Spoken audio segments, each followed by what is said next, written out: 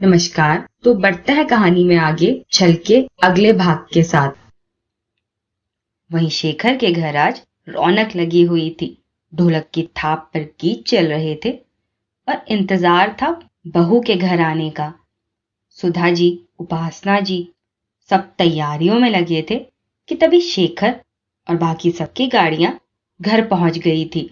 शेखर पहले खुद गाड़ी से उतर अपना हाथ दे मौली को आराम से गाड़ी से उतारता है और मौली का हाथ थाम उसे घर के अंदर की ओर लाने लगता है, क्योंकि अब मौली का आधा चेहरा उसकी ओढ़नी से ढका हुआ था।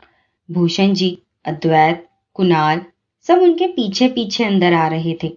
उनके चौखट पर पहुंचने पर वहां सुधा जी पहले से ही हाथों में पूजा की थाली लिए उनके स्वागत के लिए खड़ी थी। अपनी बहू के घर आने की खुशी उनके चेहरे पर देखते बन रही थी। वो दोनों को तिलक कर उनकी आरती उतारती है और फिर वो मौली से अपने दाहिने पैर से सामने रखे कलश को धकेल कुमकुम में पैर डुबा अपने पैरों की छाप छोड़ते हुए अंदर की ओर आने के लिए कहती हैं।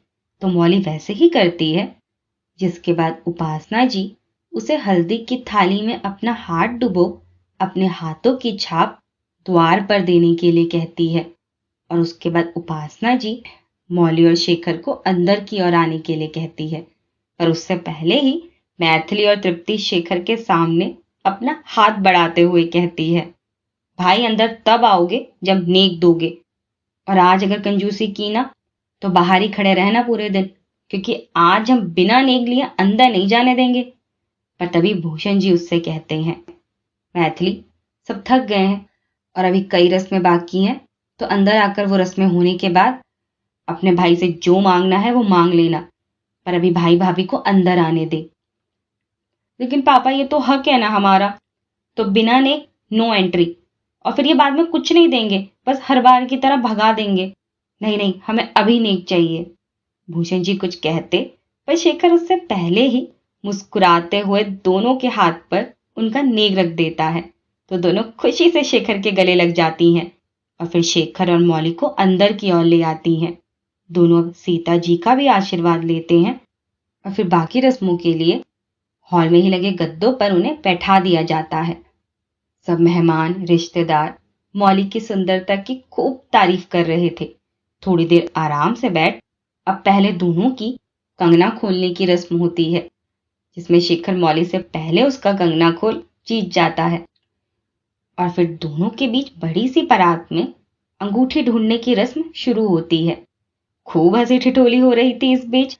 मैथिली मौली को जल्दी अंगूठी ढूंढ शेखर को हरा देने के लिए कहती है और यहाँ मौली जीत जाती है।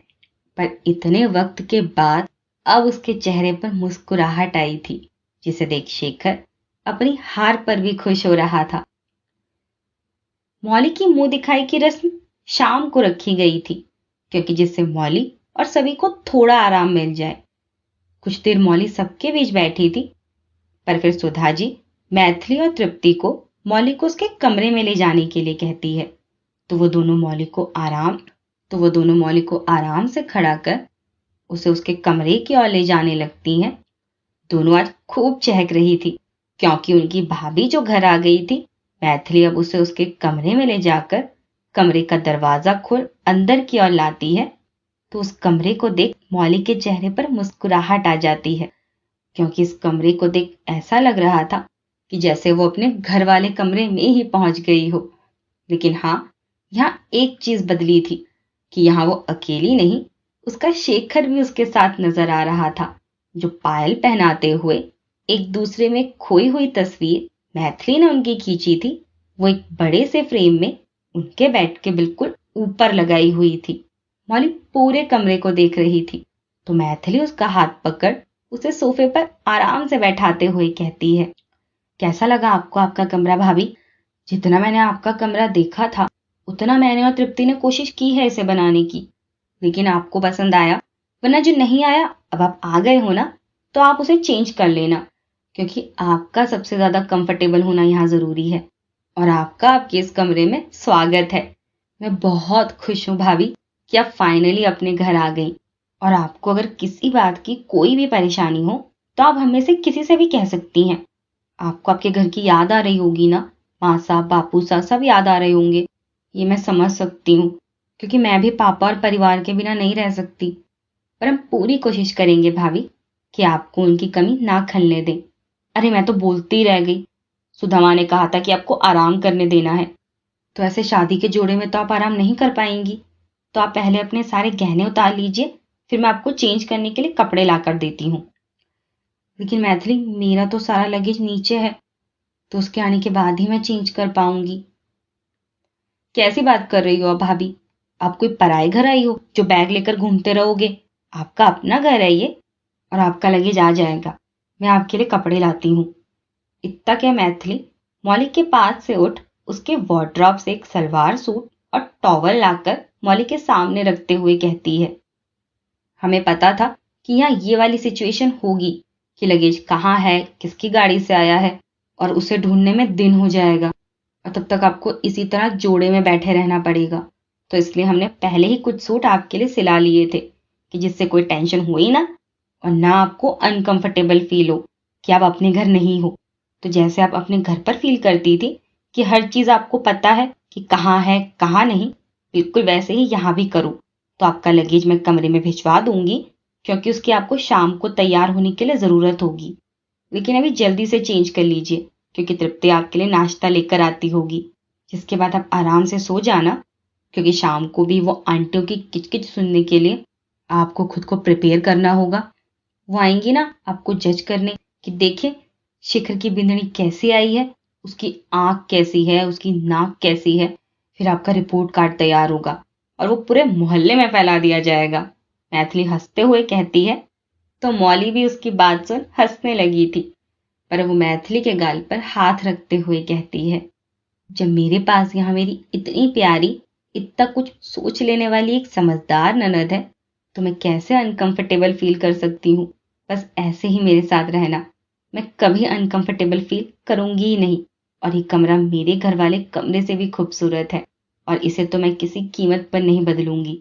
पर मौली के कहने पर मैथिली उसके गले लग जाती है, जिसके बाद वो सबसे पहले मौली के गठबंधन को संभालती है, और उसके बाद उसके गहने निकालने में उसकी मदद करती है।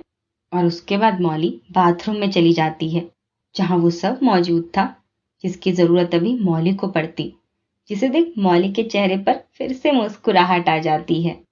मौली चेंज कर बाहर आई थी, तो तब तक तृप्ति उसके लिए नाश्ता ले आई थी, जो दोनों उसे अपने सामने ही खिलाती हैं, और फिर अब दोनों उसे आराम करने का कह वहां से जाने लगती हैं कि तभी वहां से निकलते हुए मैथिली की नजर मौली के उसके हाथ में पकड़े फोन पर जाती है, जिसकी बैटरी शायद डेड हो गई थी।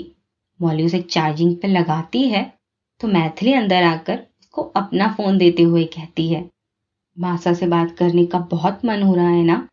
फोन चार्ज होने में थोड़ा वक्त लगेगा, तो आप मेरे फोन से बात कर लो। बस उदास मत हो, जैसे भी मुस्कुरा रहे थे ना, बस वैसे ही मुस्कुराते रहो। अब बात कर लो, आपको अच्छा लगेगा। और अगर आपको कुछ भी चाहिए हो तो तृप्ति के फोन पर कॉल कर दीजिएगा, हम दोनों में से कोई आ जाएगा। इतना क्या मैथिली उसके कमरे से बाहर निकल गई थी, लेकिन इस वक्त मौली उस बंद दरवाजे और फोन को देख मुस्कुरा रही थी। पर अब तभी वो जल्दी से भूमि जी को फोन करने लगती है। मौली घर पर सबसे बात करती है, लेकिन कियारा अभी भी रो रही थी। पर जब मौली उससे बात करती है और कल उससे मिलने आने का भी कहती है, तब कहीं जाकर उसके आंसू थमे थे, और वो मौली से प्रॉमिस लेती है कि वो कल उससे मिलने आएगी। पर सबसे बात कर मौली का मन अच्छा हो गया था। कुछ देर वो आराम करती है, थके होने की वजह से थोड़ी देर उसे नींद भी आ जाती है। पर अब शाम होने लगी थी, तो उसे मुंह दिखाई के लिए तैयार होना था। कुणाल मौली का सारा लगेज उसके कमरे में पहुंचा गया था, तो अब वो एक लाल रंग की साड़ी निकाल उसे पहनने बाथरूम की ओर चली जाती है। अपने बालों को बांधकर उसने जूड़ा बनाया हुआ था, गले में वो एक डायमंड और एक गोल्ड सेट पहनती है। मंगलसूत्र को ठीक कर अपनी मांग में सिंदूर लगा, थोड़ा टचअप कर उसने अपने शादी के दुपट्टे को अच्छे से अपने सिर पर पिनअप कर लिया था, जिससे कि वो गिरे ना। मौली बहुत खूबसूरत लग रही थी, और आज इस तरह खुद को देख वो खुद ही मुस्कुरा रही थी कि तभी उसके दरवाजे पर नॉक होता है। तो मौली जल्दी से जाकर दरवाजा खोल देती है, जहां सामने ही सुधा जी और उपासना जी उसे लेने आए हुए थे। पर मौली को तैयार देख वो कमरे के अंदर की ओर आकर उसे काला टीका लगाते हैं और फिर सुधा जी मौली को अपने साथ लाए कंगन पहनाते हुए उसके सिर पर हाथ फेरते हुए कहती हैं, बहुत प्यारी लग रही है और ये मेरी ओर से तेरी मुंह दिखाई का तोहफा। हमेशा अपनी इस मुस्कुराहट से हमारे घर को रोशन रखना। तो मौली उनके पांव छूकर उनका आशीर्वाद लेती है। वहीं उपासना जी भी मौली को उसके लिए लाई सोने की अंगूठी पहनाते हुए कहती हैं, और ये छोटा सा तोहफा मेरी ओर से हमारी इस प्यारी सी राजकुमारी के लिए, हमेशा खुश रहे। तो मौली उनके भी पांव छूकर उनका आशीर्वाद लेती है, जिस पर अब वो दोनों उसे नीचे चलने के लिए कहती हैं, क्योंकि सभी मेहमान मुंह दिखाई के लिए आ चुके थे।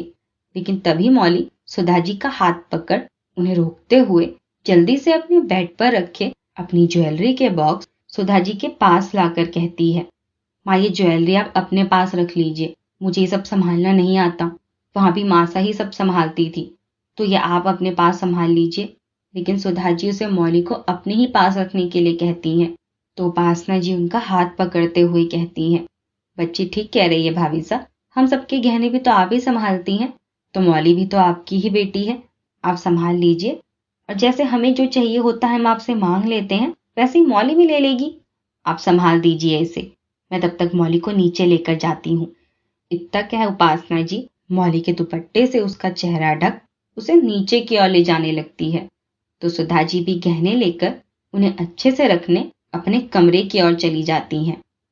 मौली को उपासना जी नीचे हॉल में ले आई थी, जहाँ कई सारी औरतें हाथों में तोहफे लिए बैठी थी। मैथिली और तृप्ति भी सबको चाय नाश्ता सर्व कर रहे थे। मौली को उपासना जी सोफे पर लाकर बैठा देती हैं। अंदर सभी औरतें थी, तो बाहर गार्डन में सभी लड़कों और आदमियों के बैठने का इंतजाम किया हुआ था, जहां अंदर के बाद अब मैथिली और तृप्ति बाहर सबको चाय नाश्ता सर्व कर रही थी।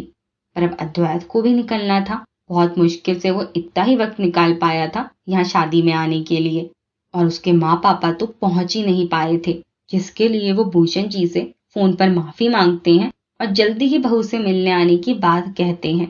वहीं अब अद्वैत को भी निकलना था, तो सुधा जी उसके साथ शादी के कुछ तोहफे और मिठाइयां घर पर सबके लिए भेज उसको तिलक कर लिफाफा देती हैं और घर पर सबको याद करने का कह वो अंदर वापस चली जाती हैं, क्योंकि अंदर मौली की मुंह दिखाई शुरू हो गई थी। पर फिर वो भूषण जी से भी आशीर्वाद लेता है और शेखर और कुणाल से गले मिलता है। तो शेखर नाराज होते हुए कहता है, ऐसा भी क्या जरूरी काम है, कम से कम आज तो रुक सकता था। बस भागते हुए आया और भागते हुए निकल गया। यहाँ इस बार हमारे बीच तो कोई बातें भी नहीं हो पाई और ना तो ढंग से मौली से मिल पाया। अरे भाई अभी जल्दी में आया, क्योंकि अपने भाई की शादी मिस नहीं कर सकता था। पर अब आगे फुर्सत से माँ पापा के साथ लंबे वक्त के लिए आऊंगा, तब तुझसे भी बातें होंगी और भाभी से भी अच्छे से मिलूंगा।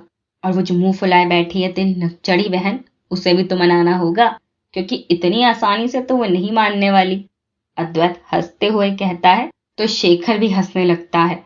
पर फिर वो कुणाल को गले लगाते हुए कहता है, चल अब चलता हूँ, अपना ध्यान रखना, और हाँ तृप्ति को भी बाय बोल देना, वो बाहर आई नहीं वरना मैं खुद कह देता। चलो बाय, निकलता हूँ, वरना घर पहुंचते पहुंचते काफी रात हो जाएगी। इतना क्या है, अद्वैत सबको बाय बोल अपनी गाड़ी में बैठ अपने घर के लिए निकल गया था। वहीं अंदर मुंह दिखाई भी बहुत अच्छे से चल रही थी। सब खूब तारीफ कर रहे थे मौली की, उसके रूप, रंग, नैन, नक्श की, कि हर कोई तारीफ कर रहा था। और तारीफ हो भी क्यों ना, आज एक राजकुमारी जो बैठी थी सबके सामने, जिसने अपनी मुस्कुराहट से सबको मोह लिया था, और आज कई तोहफे, शगुन और आशीर्वाद से उसकी झोली भर गई थी, जिससे वो भी बहुत खुश थी। मुंह दिखाई भी अच्छे से हो गई थी। सभी सुधा जी, उपासना जी को इतनी प्यारी बहू लाने की खूब बधाई देकर अब अपने घरों को लौट रहे थे, और कुछ मेहमान भी अब विदा हो गए थे। वहीं अब मैथिली, तृप्ति, उसकी दोनों चाची, उनकी बेटी रात के खाने की तैयारी कर रहे थे। सभी औरतों के जाने के बाद अब सभी अंदर आ गए थे। आज सब बहुत थके हुए थे। जहां माला काकी मौली के पास आकर बैठ जाती है, जहां वो वही अपनी बड़ी बड़ी ढींगे हाँकना शुरू करती है, पर मौली चुपचाप बैठे सब सुन रही थी। लेकिन वो बीच बीच में उसे भी वही सब बातें कह रही थी जो उन्होंने सुधा जी से मौली को समझाने के लिए कही थी। और वो सब सुनते हुए सामने टेबल पर खाना लगाती मैथिली को भी देख रही थी, जिसे आज उसने पूरा दिन चकर घिन्नी की तरह नाचते देखा था। पर फिर भी उसे काकी की सिर्फ बुराइयां ही क्यों मिल रही थी। सुधा जी अब सभी को खाने के लिए बुला लेती हैं, तो सब डाइनिंग एरिया में आ गए थे। तृप्ति को भूख लगी थी तो वो हमेशा की तरह भागते हुए जल्दी से शेखर के बगल वाली कुर्सी में आकर बैठ जाती है। लेकिन उसके शेखर के बगल में बैठते ही माला काकी गुस्से से उसे देखते हुए कहती है, ए उपासना, अपनी बेटी को सिर्फ कॉलेज ही भेजा है या कोई संस्कार भी दियो है तूने? जब जाने है कि भाई की शादी हो गई है तो उसके पास बींदनी की जगह है, तो कूद मारकर ऐसे क्या बैठी जैसे आज पहली बार खानों देख रही हो। पर काकी के बोलते ही तृप्ति का मुंह उतर गया था कि तभी उपासना जी भी जल्दी से उसे कहती है, तृप्ति, जीजी सही कह रही है, वो मौली की जगह है बेटा, तो यहाँ कुणाल के पास वाली कुर्सी पर बैठ जा। लेकिन ये मौली को भी बुरा लगा था, जो शेखर को देख रही थी, तो तृप्ति की आंखों में आंसू आ गए थे और वो चुपचाप शेखर के बगल से उठने लगती है कि नासमझी में वो ये गलती कर गई थी। पर सबको चुप देख अब मैथिली गुस्से से तिल मिलाते हुए कहती है, तू वहां से नहीं उठेगी, बैठ वहीं पर। और काकी, क्या आप यहाँ सिर्फ आग लगाने आई हो? जब मुंह खोलती हो किसी ना किसी को आपका रुलाना तय है। मेरी गलती सिखाने के लिए तो यहाँ सबके मुंह खुल जाते हैं, लेकिन काकी गलत कह रही है, ये किसी के अंदर कहने की हिम्मत नहीं। और अब क्या फील करवा रही हो काकी, भाभी को या तृप्ति को, कि भाभी यहाँ आकर रिश्तों को अलग कर रही है और तृप्ति को ये फील हो जाए कि उसकी भाभी उसकी जगह ही उससे छीन रही है। बचपन की आदत है वो उसकी कि भाई के बगल में ही बैठकर खाती है, और अगर वो बैठ गई तो अब आराम से भी तो कह सकती हो, बच्ची है वो मान जाती।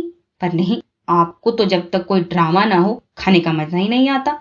तो आज आपका ये ड्रामा मैं बिना पूरा हुए दिए ही खत्म करूंगी। इतना कह वो भनभनाते हुए ही किचन से एक कुर्सी खींचकर लाते हुए शेखर और तृप्ति दोनों को उठाकर दोनों की कुर्सी किनारे कर अपने पापा के बगल में ही वो एक नई कुर्सी लगा देती है और मौली का हाथ पकड़ वो उसे वहां बैठाती है और फिर शेखर और तृप्ति को अपनी अपनी जगह पर बैठने के लिए कहती है। कि तभी अब भूषण जी हंसते हुए कहते हैं, सुधा, उपासना, खाना परोसो सबको, मेरी तो भूख अब जाकर बढ़ी है। सुबह से आज अब ये आवाज सुन रहा हूँ, तो अब तो अच्छे से खाकर आराम से सोऊंगा। और भूषण जी के कहने पर शेखर मुंह झुकाकर हंसने लगता है। तो मैथिली चिढ़ते हुए कहती है, पापा आप मेरा मजाक उड़ा रहे हो? मतलब आपको भी ये लगता है कि मैं लड़ती रहती हूँ? यहाँ सुबह से मैंने अपनी जिंदगी में जितना काम नहीं किया है ना, उतना काम कर चुकी हूँ मैं। भूख से जान निकल रही है मेरी और आप मेरा मजाक उड़ा रहे हो। ठीक है, तो उड़ाते रहो मजाक, मुझे खाना ही नहीं खाना। इतना कह गुस्से से वो वहां से चली जाती है। उपासना जी उसे आवाज लगाती रह जाती है पर वो नहीं रुकती। तो भूषण जी, शेखर, सुधा जी और उपासना जी ठहाका लगाकर हंसने लगते हैं। पर मौली उन सबको हैरानी से देख रही थी। तब भूषण जी हंसते हुए उससे कहते हैं, बेटा तू हैरान मत हो, आराम से खाना खा। आज सुबह से बस काम में मशरूफियत शांत शांत घूम रही थी ना, तो अपनी बेटी की आवाज सुनने को हम तरस रहे थे, तो अब सुनी तो दिल खुश हो गया। और जीजी आप भी कम नहीं है, मतलब एक बार इसी बात पर सीता ने भी आपको टोका था। आज ही वो बच्ची घर आई है और आज ही आप उसे पराया महसूस करा रही हैं कि वो इस घर में आई तो उसने किसी की जगह छीन ली। उसे भी तो बुरा लगेगा ना कि उसके साथ पराया बर्ताव किया जा रहा है। पर मेरी बेटी बहुत समझदार है, अपनी भाभी के लिए कितनी खूबसूरत कुर्सी लगाई है उसने और मेरी बेटी को मेरे बगल में लाकर बैठा दिया। पहले शेखर यहाँ मेरे बगल में बैठता था, अब मेरी बेटी यहाँ बैठा करेगी। और जीजी ये कड़वा बोलना कम करो। सुधा, जीजी को मीठा ज्यादा परोसना। पर काकी गुस्से से अपना मुंह दूसरी ओर फेर लेती हैं, तो सुधा जी हंसते हुए पहले उन्हें ही खाना परोस देती है। पर पापा मैथिली तो बिना खाए ही चली गई। मौली ने इतना ही कहा था कि तभी दोबारा भनभनाते हुए मैथिली वहां लौट आई थी।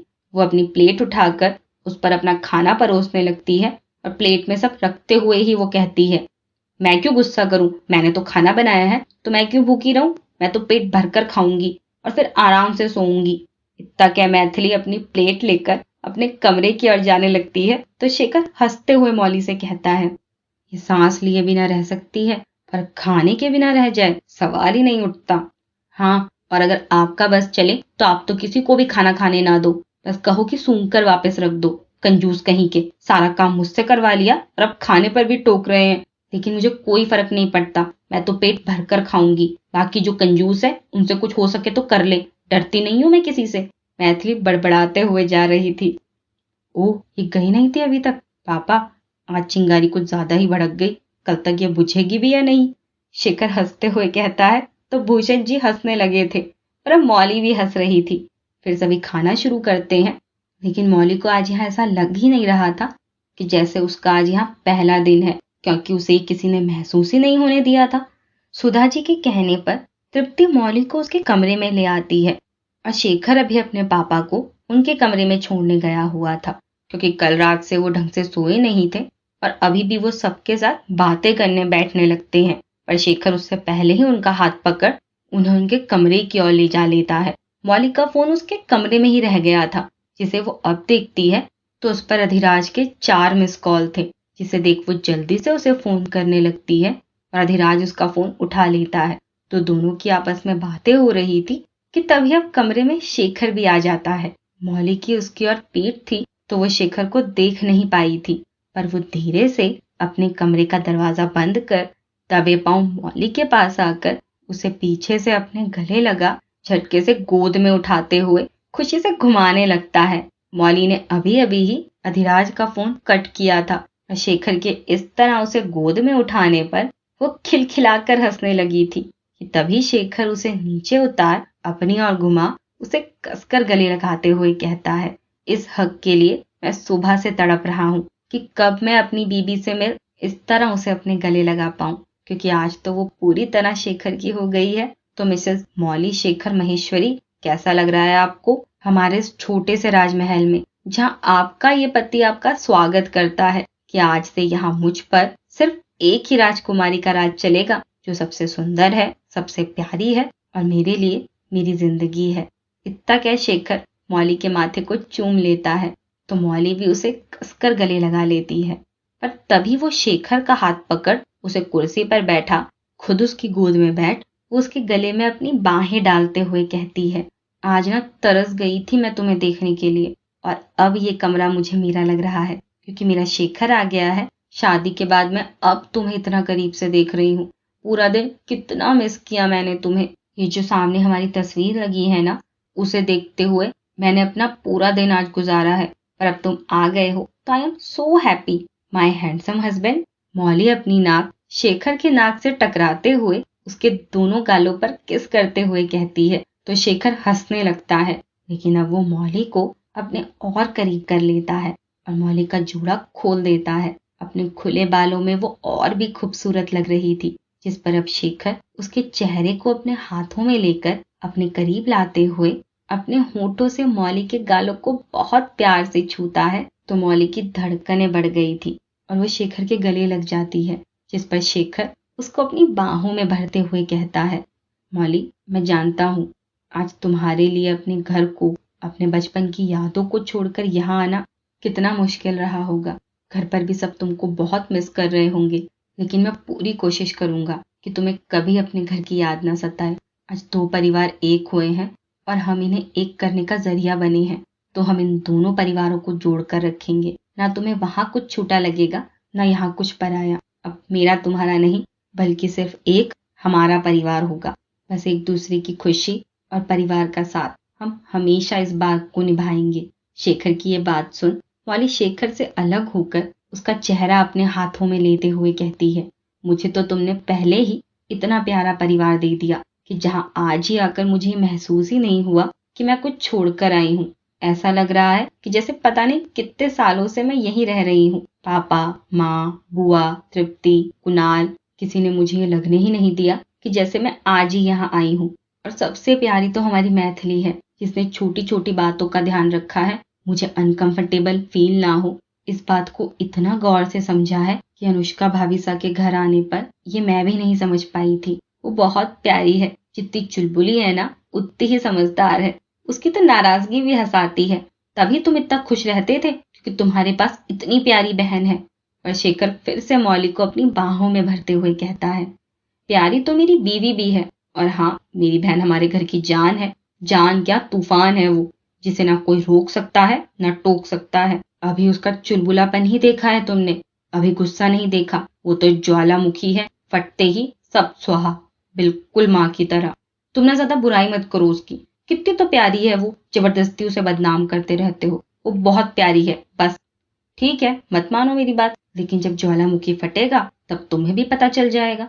तब मत कहना कि मैंने बताया नहीं था, लेकिन अभी तो मुझे अपनी बीबी को ये बताना है कि मैं उसे कितना प्यार करता हूँ। तो यहाँ से शुरुआत करूँ बताना? शेखर शरारती मुस्कुराहट के साथ मौली के होठों पर उंगली रखते हुए कहता है। तो मौली उसे खुद से दूर कर खिलखिलाकर हंसते हुए उसकी गोद से उठकर भाग जाती है। तो शेखर भी उसके पीछे भागने लगा था। दोनों पूरे कमरे में एक दूसरे के पीछे भाग रहे थे, लेकिन तभी शेखर मौली को उसकी कमर से पकड़ उसे बेड पर खींचते हुए अपनी बाहों में भर उसके चेहरे पर आए बालों को हटा मुस्कुराते हुए कहता है, शादी से पहले ताने देती थी कि मैं अनरोमांटिक हूँ, और जब मैं रोमांटिक हो रहा हूँ तो भाग रही हूँ मुझसे। पहले इतने आरोप लगा दिए, और अब जब मैं उन्हें खारिज कर रहा हूँ तब आपको आरोप ही प्यारे हो गए। आपके इरादे क्या हैं मिसेस महेश्वरी? तो मौली भी उसके गले में बाहें डालते हुए कहती है, मेरे इरादे तो नेक ही हैं, लेकिन आज अपने कुंवर साहब के इरादे मुझे कुछ नेक नहीं लग रहे।